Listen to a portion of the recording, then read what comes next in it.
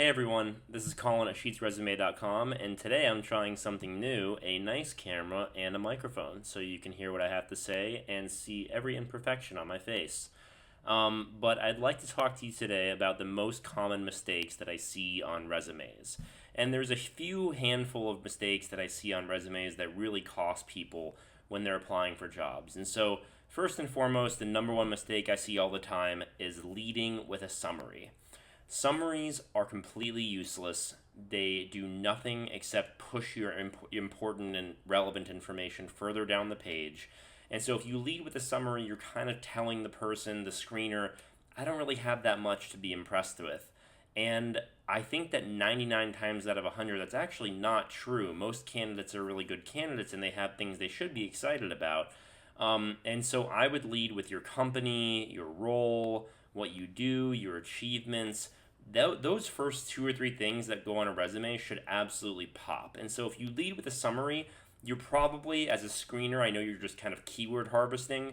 It's almost like Shakespeare, like you're protesting too much. You're like, no, I'm great. I'm an incredible project manager. Like, I'm so good at managing projects. I'm like self-starter, I'm driven, I'm motivated. Summaries are just a waste of space. And really, the key thing to keep in mind is that anyone can write a good summary. And now with ChatGPT, literally anyone can write a good summary. And so summaries are not differentiating for you at all. And they're really just going to push your most important information down. So mistake number one, leading with a summary. Do not do it. Just go right into the good stuff. Mistake number two is leading with unimpressive stuff. And so this is kind of a similar mistake, but I see a lot of people lead with like maybe their skills instead of their work. So like the sections are in the wrong order, or I see people who graduated from college like 10 years ago who lead with their education section. And so just make sure that your first thing is your most impressive or most relevant thing for the role. And that's a third mistake, so we'll go into mistake number three, which is not modifying your resume per application. So your most impressive thing ideally should actually change application to application. So you should be changing your role or your title, your first bullet point, so like what you do, the meat and potatoes of what you actually do, as well as the order and what you actually list in your skills at the bottom of the resume. Because the way that a screener's eye works is they go name of your resume, where you're currently working, how many years you've worked there, what your role is, and then what your first two or three bullet points are. And then they might skip down to skills at the very bottom to confirm that you have all the skills that are necessary for the job. But that's the way their eyes work, is company, role, how many years you've been doing it, first couple bullet points down to skills at the bottom to confirm their reads. So the mistake number three is not modifying any of those things, job application after job application. You don't have to change your entire resume. You'll drive yourself absolutely crazy, so do not do that. But you should change your title. Maybe one time you apply, you're a software engineer. The next time you apply, you're a front-end engineer. Then maybe you're a front-end engineer / designer, right? Depending on the role you apply for, you really want to make your title pop and signal to them that you've done this work before. And it doesn't have to match it exactly. And in fact, it would be a little weird if you always apply with the exact title for the job that you're applying for. But don't be afraid of making it more like what you're applying for. And as long as you're not misrepresenting yourself, no one's going to care if you tweak that a little bit, because that's going to get your foot in the door for an interview. And then once you interview, they're going to be like, okay, this is great. We want this person. They're going to call your references. Hey, was Colin a front-end engineer? Your reference is going to say, well, actually, his title is software engineer. And they're going to say, okay, does he work on front-end stuff? And they're going to say, yeah, absolutely. They'll talk about the projects you do and da-da-da. So your title is, it's not as strict as you think it is. All titles are made up, and don't let yours shoot yourself in the foot if you can change it to something that's a little bit more accurate for the role that you're applying for. Mistake number four that's very common is there's no visual differentiation on your resume. So what I mean by that is that it's a giant wall of text with no bolding, italicized, not a lot of line breaks, not a lot of white space, not good spacing. So make sure that your resume uses white space really well. It bolds things the reader wants to see. That you're bringing their eye to this page, and then you're going to italicize this word over here to bring them over to the dates over here. And so you're going to use that kind of visual differentiation throughout the resume to guide the reader's eye where you want them to go. We do this automatically at sheetsresume.com. And our template also has that set up the way that we like it, so there's no guesswork in terms of where the italics and bolds should go. So quick shout out there for the template at sheetsresume.com. If you want an easy button for like what the visual differentiation should look like, just go there. Now, mistake number 5 is an extremely common one, which is that your bullet points are too long, and that leads to kind of a 6th mistake, which is that you can really easily build like a 2-page, 3-page resume if you're not being concise in what you're saying. So that mistake is really just making your resume more than 1 page. Unless you have 20 plus years of experience and you need to have multiple pages, you really should get on 1 page. And I know it's tough. I know it's like cutting off fingers, cutting off legs to leave off things. But think about it this way.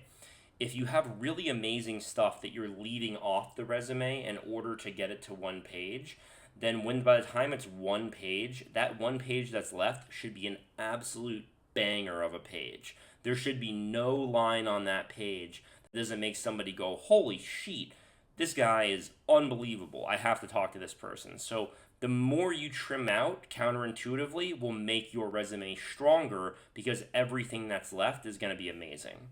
I forget which number mistake I'm on. I believe I'm on number 7. But this next mistake is no quantifying information. So a lot of people will just put their responsibilities and their role and their day-to-day, and that's fine, but they don't have any quantifying information whatsoever. And so there's no context for, did you do the job well? Did you overperform, underperform versus market? What did you do? So let's say that you answered customer care tickets as a big part of your job. That's great. How many customer care tickets? What were your SLAs? When did you need to answer them by? On average, how fast would you answer them? Like, these are all really easy things to quantify. What were your customer satisfaction scores, your NPS scores? What were the reviews of the company while you were at a customer care position? So they really want to see quantification of what you're doing. If you're a software engineer, if you migrated something over, like what was the downtime? How many lines of code did you migrate? Like, all these different things can be quantified, and you have to think about like which pieces of my job can I put numbers to. And it's okay if you have to estimate it. They don't have to be exact because everyone knows that, if you worked a job 5 years ago, you may have the numbers a little bit fuzzy. Don't lie and totally, make up numbers, but at least quantify what you can, and that includes your company. A lot of people don't realize that their company is actually the most impressive thing about them. So if you work at a Fortune 100 company, or your company has, $10 billion of annual revenue, or it's traded on the NASDAQ with a $100 billion market capitalization, or you have 6,000 employees at that company, you manage 50 people, these are impressive things about yourself because you're borrowing that company's validity by taking their numbers and importing them into your bullet points. And so your first bullet point should often be the company's most impressive numbers. So, such and such is a Fortune 100 company with 6,000 employees and X billion dollars in revenue across 5,000 SKUs in a global market. And that's what I would lead with your resume. The 8th mistake is that there's no sub-bullet points. Now, I don't want to see a ton of sub-bullet points, just 1 or 2 every work section, but sub-bullet points are a really good way to add more color and detail to certain responsibilities. For example, if you're saying that you're a front-end engineer at this company, your sub-bullet point could be tech stack, which you'd bold, and then you would list out your tech stack. And that's a great way to, right up front, put the skill set that you know is relevant for the application that you're applying for by just listing it as a sub-bullet. Other great sub-bullet points are notable clients. If you're some type of project manager, maybe you project example or some other color that you can give that really impresses someone when they read it. I love reading a resume for someone who's like a PM, and they say notable clients, and they list 3 or 4 clients that are like huge name clients, because you're borrowing that validity from your client book. Same thing goes for sales guys. Sub-bullet points are great places to put your stats, your quotas, and your clients if you're able to list them without violating an NDA. Mistake number 9 is kind of related to ageism. People leave their years off their education a lot. And I know this is debatable, and you'll see like fun little tweets that'll go around about how, no one needs to know what year you graduated, leave that stuff off your resume, just let people judge you for your work and your experience. That's all well and good, but I'm telling you right now, they want to know your age, and they're not legally allowed to ask for it. And so the year you graduated college is a must-have for the screener to see a coherent chronological story about, okay, they graduated in 2010, they worked here for 8 years, they worked here for 3 years, they worked here for 2 years, and now we're at present day. If you leave that year off your resume, the year you graduated your college, they're going to make up all sorts of stories in their head, and you don't want the screeners to start making things up in their head about you, because they will always be incredibly uncharitable in their head about your story that they're telling themselves in their head. So you really want to just put the year that you graduated, leave that off, put that on, don't leave it off. And even if it's 30 years ago, 40 years ago, that's totally okay. I would rather you tell a coherent chronological story that leaves no questions than to allow the screener to answer these questions in their own head in a really negative way. And if you leave it off because of some, weird, misguided advice that you got online, and you have nothing to hide, or you have nothing that's weird about your career, why are you creating that question when it doesn't need to be there? So if you have a chronological story, you should tell it. And then the last mistake number 10, is a favorite one that I talk about a lot, which is people who don't put interest on their resumes. Interests are an amazing, amazing way to stand out in a pile of 1,000 resumes where there's a lot of other engineers in that pile. There's a lot of other sales guys. There's a lot of other marketers. There's tons of other PMs. There's tons of designers. But your interests are a signal to them of what type of person and coworker that you are and that you will be. These are people that you're going to spend 40 hours a week with for years on end, thousands of hours a year. And interests are a great way for you to show them that you're like a nice, normal person who's going to be a joy to be around. And there's really 3 strategic interests that resumes satisfy. Number 1 is that they make you stand out in a pile of resumes. And they make them kind of see you as a human being instead of just another faceless black and white resume. Number 2, they are wonderful icebreakers for an interview. And they actually are a great way to make the interview go more smoothly and make it a more natural conversation, which will lead to better outcomes.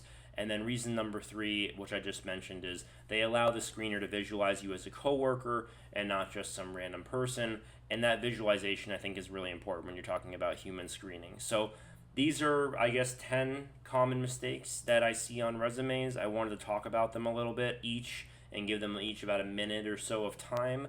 If you guys have any questions for me about other mistakes or other questions that you're wondering, hey, should I do this, should I not do that, please just write them in the comments and I'm happy to answer them. Again, my name's Colin. I'm with sheetsresume.com, and it's always a joy to make these videos and bring you guys advice. And I love hearing from people about how my advice helps you land new jobs. Go to sheetsresume.com, use our AI resume builder, use our resume templates, and I guarantee you that your job search will improve dramatically.